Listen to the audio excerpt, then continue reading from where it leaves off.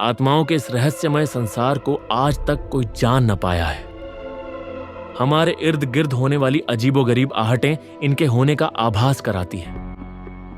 कभी कभी कुछ ऐसी घटनाएं हमारे आसपास घट जाती हैं जिन पर कोई भी आसानी से विश्वास नहीं कर सकता। कुछ ऐसा ही उत्तर प्रदेश के एक अस्पताल में हुआ, जहां आज भूत प्रेतों ने अपना कब्जा जमा लिया है।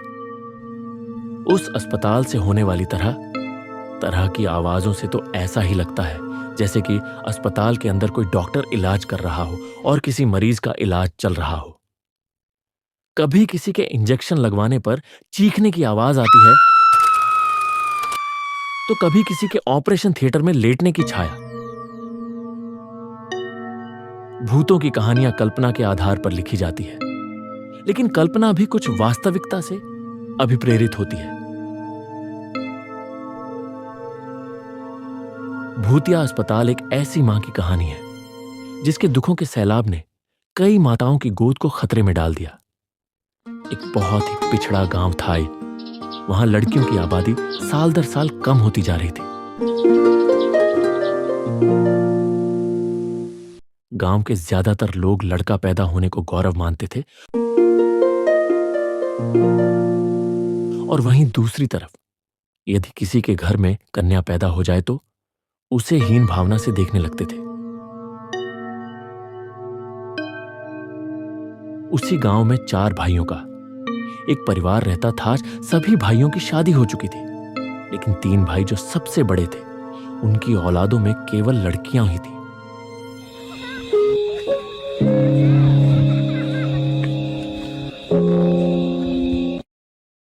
पूरा खानदान लड़के की आस लगाए बैठा था।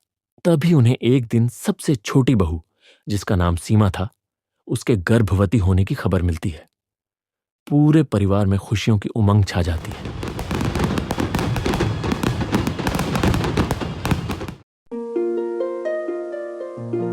सभी लड़का पैदा होने के इंतजार में छोटी बहू का खूब ख्याल रखते हैं। सीमा का पति अनिल, जो कि कपड़े की दुकान चलाता था, वह भी अपने बच्चे का बेसब्री से इंतजार करता है। परिवार के सभी लोग जानना चाहते थे कि सीमा के गर्भ में लड़का है या लड़की। वह तय करते हैं कि सीमा को गर्भ के लिंग परीक्षण के लिए अस्पताल ले जाना चाहिए, लेकिन सीमा बच्चे की जांच करने के लिए अस्पताल नहीं जाना चाहती। दरअसल सीमा पहली बार मां बन रही थी और उसके लिए लड़का या लड़की दोनों ही अनमोल थे। उसे लग रहा था कि यदि उसके गर्भ में लड़की हुई तो परिवार के सभी लोग उससे नफरत करने लगेंगे और वह किसी को नाराज नहीं करना चाहती। लेकिन अनिल सीमा को अस्पताल ले जाने के लिए मना लेता है। वह उसे विश्वास दिलाता है कि मुझे कोई फर्क नहीं पड़ता कि तुम लड़के को जन्म दो या लड़की को, बस मुझे पिता बनना है। सीमा अनिल के साथ अस्पताल पहुंच जाती है। अस्पताल में अनिल का एक दोस्त कंपाउंडर था और इस वजह से लिंग परीक्षण का काम जल्दी हो जाता है। परीक्षण की रिपोर्ट में सीमा के गर्भ में लड़की होने की पुष्टि होती है। परिवार को जैसे ही पता चलता है कि सीमा लड़की को जन्म देने वाली है, परिवार में मातम छा जाता है। पूरा परिवार मिलकर अनिल को समझाता है कि यह लड़की हमें नहीं चाहिए। वैसे भी परिवार में इतनी सारी लड़कियां नहीं हैं और अब एक और लड़की से परेशानियां बढ़ती जाएंगी।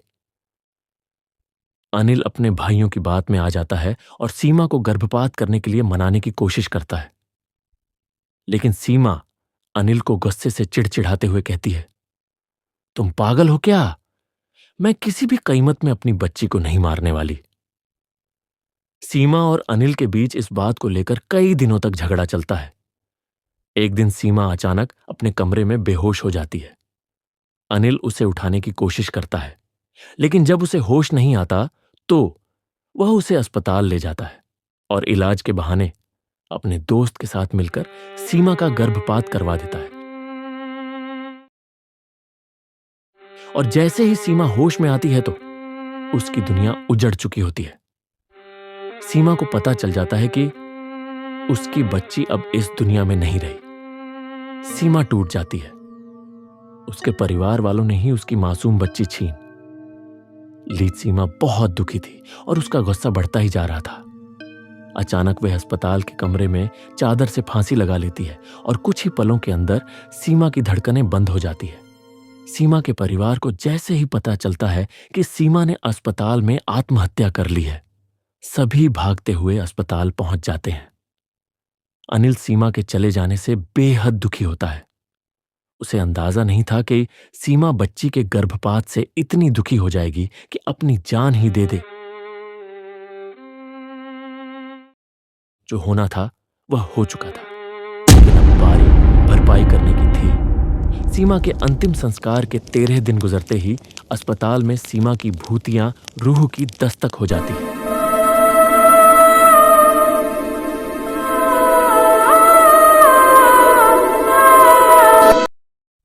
डिलीवरी वार्ड में भर्ती सभी बच्चे अचानक अपने अपने बिस्तर से नीचे गिरने लगते हैं। लोगों को समझ में नहीं आता कि एक साथ सभी बच्चे नीचे कैसे गिर गए। हालांकि बच्चों को ज्यादा चोट नहीं आती, लेकिन यह घटना मरीजों के अंदर भूतिया डर बैठाने के लिए काफी थी। इसके बाद अस्पताल में भूत होने की अफवाह तेजी से फैलने लगती है और लोग इसे भूतिया अस्पताल कहने लगते हैं।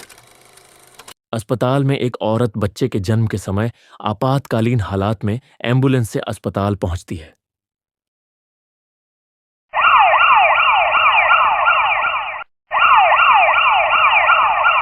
औरत की हालत गंभीर थी, इसीलिए उसे अस्पताल के कंपाउंडर तुरंत स्ट्रेचर में उठाकर ले जाने लगते हैं, लेकिन वह उनके हाथ से छूटकर हवा में लटक जाती है।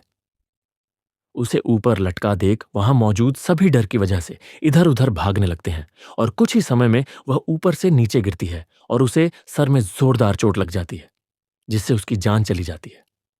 एक मां सीमा के गुस्से की भेंट चढ़ चुकी थी। अस्पताल में रहस्यमय तरीके से मौत और घटनाएं अखबारों की सुर्खियां बनती जा रही थी और देखते ही देखते अस्पताल को बंद करने की बात होने लगती है। लेकिन शहर में इससे बड़ा अस्पताल दूसरा कोई नहीं था। इस अस्पताल को शहर की जीवन रेखा कहा जाता था, लेकिन भूतिया अस्पताल अब केवल अफवाहों तक ही सीमित नहीं था। इस बात को वास्तविक आधार मिल चुका था और अब लोगों को पूरा यकीन था कि अस्पताल में कोई न कोई भूत तो जरूर है, क्योंकि कई हादसे निरंतर हो रहे थे।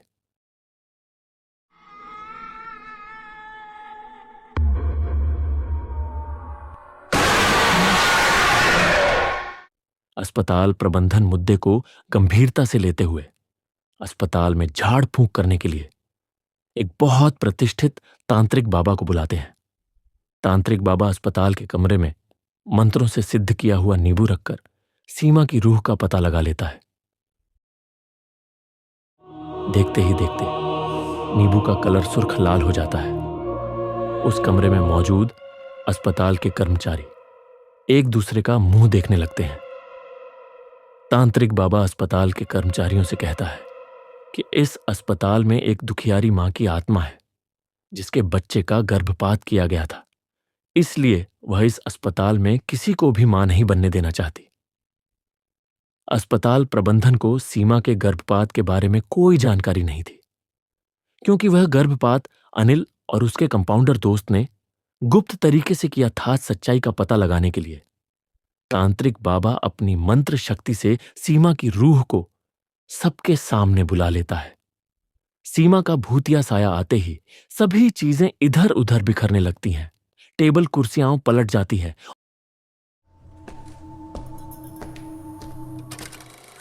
और अचानक वह कंपाउंडर जिसने सीमा का गर्भपात किया था अजीब हरकतें करने लगता है। उसके स्वर बदल जाते हैं। तांत्रिक बाबा तुरंत उसे बालों को पकड़कर वहीं बैठने को कहता है। दरअसल तांत्रिक बाबा को पता चल चुका था कि सीमा की आत्मा कंपाउंडर के अंदर आ चुकी है। वह सीमा की रूह से पूछता है, बताओ किसने तुम्हारा गर्भपात किया था? हम उसे कानूनन सजा दिलवाएंगे, लेकिन तुम इन मासूम बच्चों की हत्या मत करो। तभी वह कंपाउंडर जिसके अंदर सीमा की रूह समाई हुई थी जोर जोर से अपना ही नाम लेकर चिल्लाता है, अजय और अनिल दोनों ने मेरी बच्ची की जिंदगी छीनी है, लेकिन उसके लिए मेरे ससुराल का पूरा परिवार भी जिम्मेदार है। जब तक इन सबको इनकी गुनाहों की सजा नहीं मिलेगी, तब तक मैं इस अस्पताल में किसी को भी चैन से नहीं जीने दूंगी। अस्पताल प्रबंधन अपने उस कंपाउंडर का सारा बयान रिकॉर्ड कर रहा था और इसी रिकॉर्डिंग के दौरान वह कंपाउंडर एक कैंची लेकर अपने गले में घुसेड़ देता है और तुरंत जमीन पर गिरकर तड़पने लगता है।